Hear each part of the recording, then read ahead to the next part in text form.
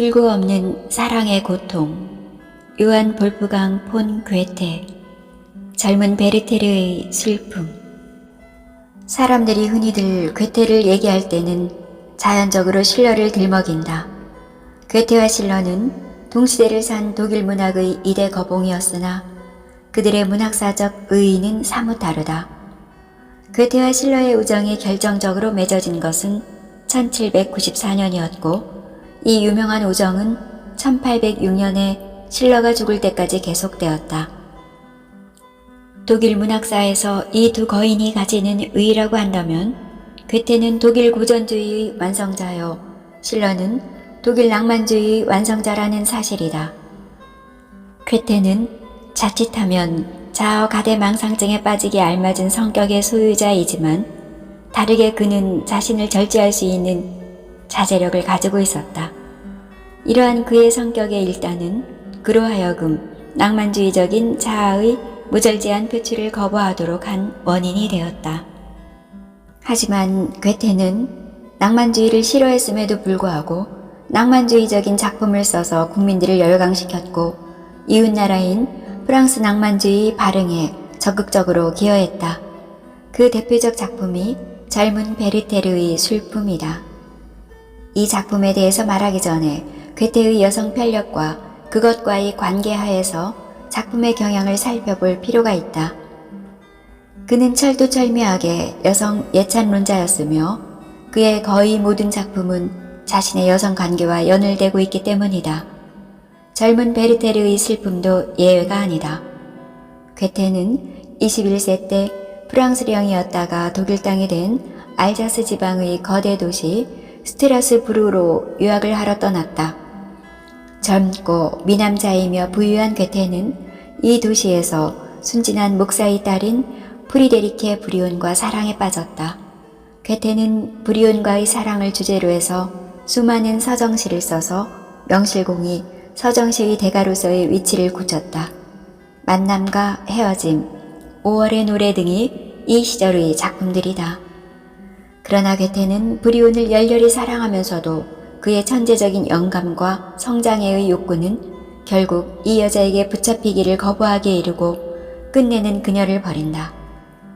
이 일은 그를 일생 회한에 시달리게 했으며 그의 수많은 소설과 시편 중에서 끊임없이 얼굴을 내미는 회한의 감정은 이 시절의 것이다. 1771-2년 법학사가 된 괴테는 고향 프랑크푸르트로 돌아와 변호사를 개업한다. 이듬해 봄 독일 제국 최고 법원에서 실무를 더 익히기 위해 베칠러로 갔는데 여기서 괴테는 친구의 약혼녀 샤를로테 부부를 사랑하게 된다. 그는 도저히 사랑을 실현시킬 수 없음을 깨닫고 베칠러를 떠나 프랑크푸르트로 되돌아온다. 샤를로테 부부와의 사랑은 독일 낭만주의의 최고 걸작인 젊은 베르테르의 슬픔을 낳는 결정적 계기가 되었다. 1774년에 은행가의 딸 릴리 시네만과의 사랑은 약혼까지 하는 진전을 보였으나 역시 파혼되고 말았다. 너무나 자유분방하고 도대체 어떠한 구속도 싫어하는 괴테의 성격 탓이었다. 자연과 자유의 끝없는 영적 교환의 경도, 그리고 풍속이나 권위, 기존 가치에 대한 반항의식이 그를 지배하고 있었다. 괴테는 1775년에 바이마르 공국에 초대되는데 비록 땅덩이와 인구는 적었지만 국민들의 문학적 갈망이 대단한 나라였다.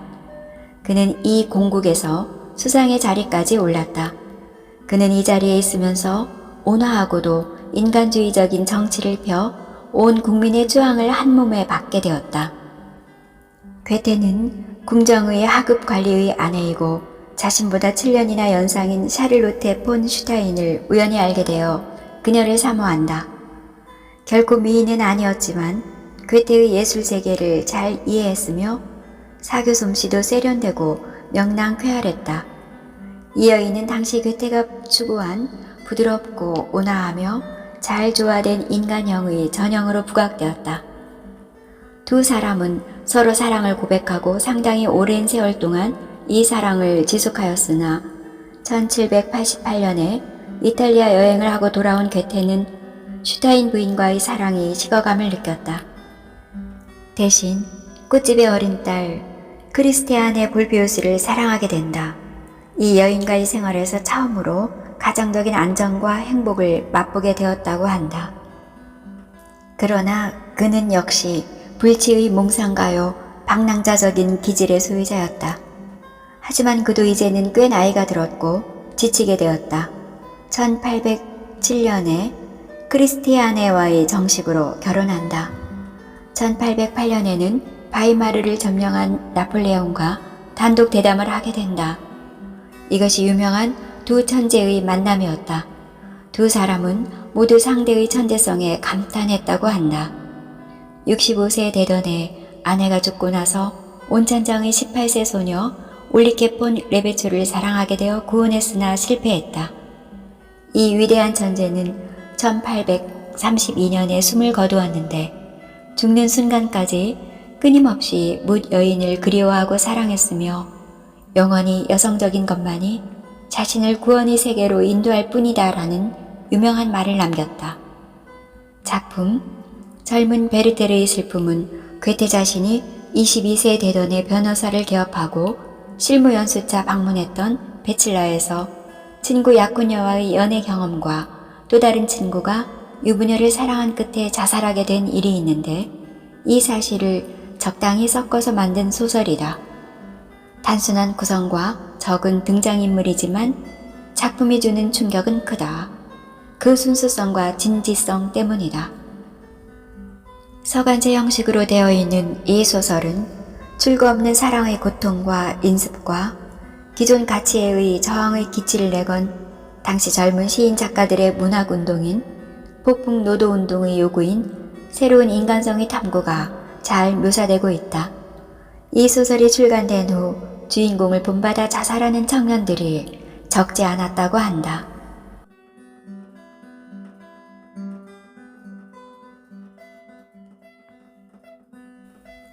불구라는 굴레, 볼 고갱의 일대기, 윌리엄 서머셋 몸, 인간의 굴레, 달과 육펜스. 서머셋 몸은 한때는 통속 작가라 하여 순수 문학사에서는 취급되지 않은 적이 있었다. 그러나 그가 죽은 지 20년 이상의 세월이 흐르고 나서야 그의 문학은 부당한 오해를 싣고 찬란한 빛을 발하게 되었다. 몸이 그런 평가를 잠시나마 받게 된 이유란 것은 그의 대표작 달과 육펜스가 너무나 폭발적인 인기를 누린 데에서 기인하고 있다. 몸의 성장 과정을 살펴보는 것은 그의 작품 세계를 이해하는 데 대단히 중요하다. 왜냐하면 그의 2대 대표작인 인간의 굴레와 달과 육펜스가 그 자신의 성장 과정과 결코 무관하지 않기 때문이다. 몸의 아버지는 주불 영국 대사관의 고문 변호사 노릇을 30년 이상이나 했다고 한다. 그래서 몸은 파리에서 태어났고 어린 시절을 파리에서 보냈던 것이다. 그러나 어린 몸은 10세에 완전 고아가 되어버렸다. 그는 결국 영국으로 돌아와 남쪽 켄트주에 있는 작은아버지 집에서 학교를 다녔는데 그분은 목사였다. 그런데 여기에서 몸의 어린 시절은 그렇게 행복하지 못했다. 그 실상이 인간의 굴레 안에 잘 그려지고 있다. 그의 나이 18세 되던 해부터 폐결핵을 앓기 시작했다. 이 병은 일생 그를 괴롭혔고 나아가 그의 작가 생활에 심대한 영향을 끼쳤다. 이 병의 발병이 있은 후 여러 곳을 돌아다니며 전지 요양을 했고 독일까지 가게 되었다. 건강을 회복한 후 영국에서 간이 의과대학에 다녀 의사 자격증을 획득하였다. 23세 때부터 견습 의사 생활을 시작했는데 우연하게도 그가 재직한 병원이 지독한 빈민촌 가까이 있어서 그는 병들고 가난에 찌든 환자들을 많이 대하게 되었다. 그는 거기에서 병으로 맥없이 쓰러지는 인간 존재의 험함과 극심한 빈부의 격차에서 느끼게 되는 인간 삶의 모순에 깊은 인식을 가지게 되었다. 그는 이런 삶의 체험을 바탕으로 하여 30세 되던 해 램베드의 라이저라는 처녀 작품을 내놓았다. 이것은 어느 정도 문학적 성공을 거두었으나 별로 돈이 되지를 않았다. 의사라는 직업이 몸에 맞지를 않아 순수 문필업으로 살 것을 결심한 그였기 때문에 늘 가난에 쪼들렸다. 그러다가 30대 후반기와 40대 초반기에 걸쳐 그의 대표작 인간의 굴레를 발표하였다. 그러나 이건 역시 큰 성공을 거두지는 못했다. 마침 1차 대전이 일어나 그는 군의관으로 출정하였고 이어 첩보활동을 했다고 한다. 첩보활동이 가지기 마련인 인간 행동과 사고의 이중구조에 큰 관심을 가졌을 것이다. 과로로 지병인 폐결핵이 재발하여 장기간 입원 생활을 하였다. 그러다가 나이 45세 되던 해 그의 작가 인생에 일대 전기를 그은 화제작 달과 6펜스가 발표되었다. 이 작품은 그야말로 몸 자신의 표현대로 하룻밤 자고 났더니 거부가 되어 있었고 세계적 스타가 되어 있게 만든 작품이었다. 그의 문학적 특징은 예술지상주의도 사회소설도 민중소설도 아니다. 일상에 흘러다니는 평범한 얘기를 별 특징적인 수법도 없이 기술하는 통속적인 인상이 깊다. 그러나 그의 이런 통속성을 깊이 파고 들어가 보면 흔해 빠진 일상사적인 잡다한 사건이 나열되어 있는 것이 아니라 그 누구도 느끼지 못한 인간의 모순과 부조리가 감추어져 있는 것이다. 인간의 굴레에 나오는 주인공 필립 케어리는 태어날 때부터 한쪽 발이 기형으로 생겼다. 그 정도가 심해서 남들에게 심한 혐오감을 주었다. 이 사실은 그를 깊은 좌절과 열등의식에 빠지게 했다. 이것은 인간 누구나가 가지고 있는 근원적인 열등의식과 심리적 콤플렉스를 의미한다. 학자들은 몸이 심한 말더듬이었다는 사실을 여기에 결부시켜 생각하고 있다. 어린 필립 케어리는 출생부터가 이렇게 기구한 데다가 성장 과정에서도 아주 가난하고 불우하였다. 그래도 화가가 되려는 꿈을 버리지 않고 파리로 건너가 보헤미안 생활을 한다. 그러나 화가의 꿈은 실패로 끝나고 만다. 그는 의학도가 되기 위해서 자신을 재정립한다. 그러는 사이 창녀인 밀드레드와 깊은 사랑에 빠졌으나 그녀의 배신으로 좌절감을 맛본다. 창녀와의 사랑이 온전히 될 리가 없는 것이다. 그러다가 셀리라는 이름의 미모와 순수한 영혼을 가진 소녀를 만나 결혼에 이르고 인생에서도 성공하게 된다. 이 소설은 흔히들 몸 자신의 자서전적인 소설이라고 하지만 꼭 그런 것만은 아니다.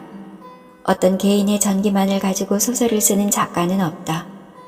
그것은 어디까지나 소설이기 때문에 아무리 자서전적인 소설이라 하더라도 허구가 들어가기 마련이다. 달과 6펜스의 스토리는 널리 알려져 있지만 다시 한번 소개하겠다. 런던 증권가에서 짭짤한 재미를 보며 살아가는 찰스 스트리크랜드라는 사나이가 있었다. 이 사나이는 여러 가지 복이 많아서 돈벌이도 남다르게 잘하는 데다가 마누라가 여간 미인이 아니어서 런던 사교계의 큰 별이었다. 날이 밝으면 돈이 굴러들어오고 밤이 오면 당대의 미인을 안고 자는 행운의 사나이였다. 그런데 이 사나이가 갑자기 그야말로 온다간다 말도 없이 자취를 감추어버린 것이다. 결국 영국 국내에는 없다는 판단을 내린 아내는 화자인 나에게 자기 남편을 찾아달라는 부탁을 한다. 여러 방면으로 발이 넓은 나라는 사나이는 수소문한 결과 이 개팍스럽고 엄청나게 큰 코를 가진 사나이가 파리 빈민가에서 혼자 살면서 그림 공부를 한다는 사실을 알아냈다. 그러나 그를 만나러 갔을 때는 사내는 어디론가 사라지고 없었다. 마르세유 항구에서 부두노동을 하고 있는 그를 발견한다. 그러나 그는 또 도망을 쳐 잠적해 버리는데 타히티 섬으로 숨어들어 흑인 여자와 살면서 그의 일생일대의 저작을 그리고 있었다. 나아가 그를 타히티로 찾아갔을 때 그는 문둥병에 걸려 엉덩이가 다 썩어 있었는데 그는 두막손이 된 오른손에 붓을 감아 걸작의 완성을 위해 진력하고 있었다. 흔히들 폴 고갱의 일생을 작품화했다고 하나 오히려 몸 자신의 자전적 요소가 강하다. 다른 예술지상주의자의 이상을 육펜스는 예술을 위해 헌신짝같이 버렸던 아내와 가족, 그리고 현실 사회의 속세적 물질을 가리킨다. 그리고 그의 여성과는 인간의 굴레에서의 셀리나, 달과 육펜스에서의 원주민 흑인 여자처럼 아름다운 영혼과 헌신적인 자세를, 밀드레드나 런던 사교계의 여왕이 보여주는 사회적 저명도나 외양의 아름다움보다 훨씬 높이 평가하고 있다.